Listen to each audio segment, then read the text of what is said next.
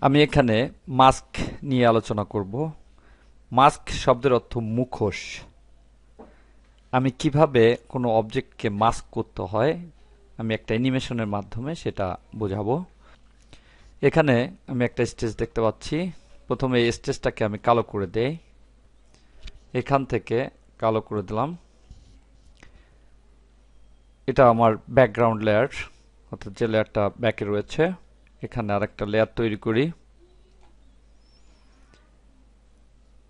লেয়ারটার নাম দেই টেক্সট।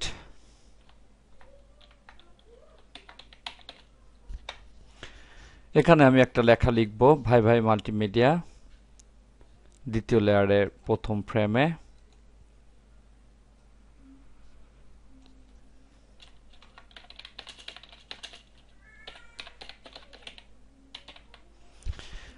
লেখাটার কালারকে সাদা করে দেই, না হলে ব্যাকগ্রাউন্ড কালো যেহেতু এটা দেখা যাবে না।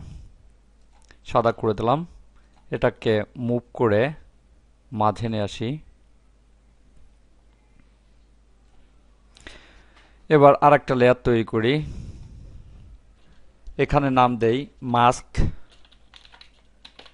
যে কোনো নাম দিতে পারি, এখানে মাস্ক দিতে হবে এমন কোনো কথা নেই।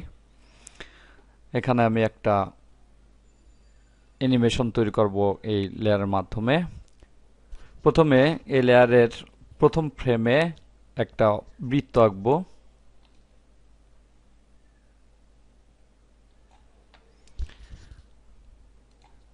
বৃত্তটির স্ট্রোকটা বাদ দিয়ে দেই এবং বৃত্তটির কালার করে দেই কালো।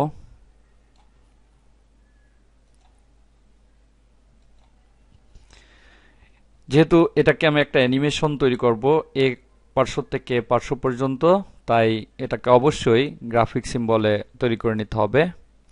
এটাকে নির্বাচন করে মডিফাই কনভার্ট টু সিম্বল, এখানে নাম দেই মাস্ক এবং এখানে অবশ্যই গ্রাফিক্স থাকতে হবে। ওকে। এবার একটা অ্যানিমেশন তৈরি করব। আমি প্রথমে টেক্সট লেয়ারটাকে স্থায়ী করি 50 ফ্রেম পর্যন্ত এবং মাস্ক লেয়ারটাকেও আমি 50 ফ্রেমে যাই এবং বৃত্তটিকে এ পাশে নিয়ে আসি।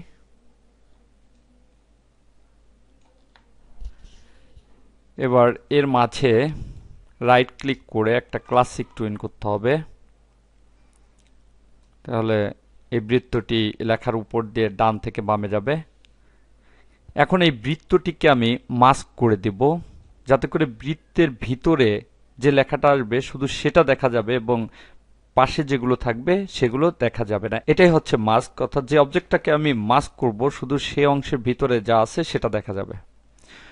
এজন্য আমি যে লেয়ারটাকে মাস্ক করব সেই লেয়ারের উপরে মাউসের রাইট ক্লিক করতে হবে এবং মাস্কে ক্লিক করতে হবে।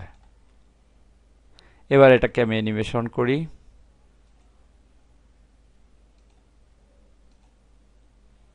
তাহলে দেখতে পাচ্ছি বৃত্তটি যেখান দিয়ে অ্যানিমেশন হচ্ছে শুধু সেই লেখাগুলোই দেখা যাচ্ছে, বাকি লেখাগুলো দেখা যাচ্ছে না।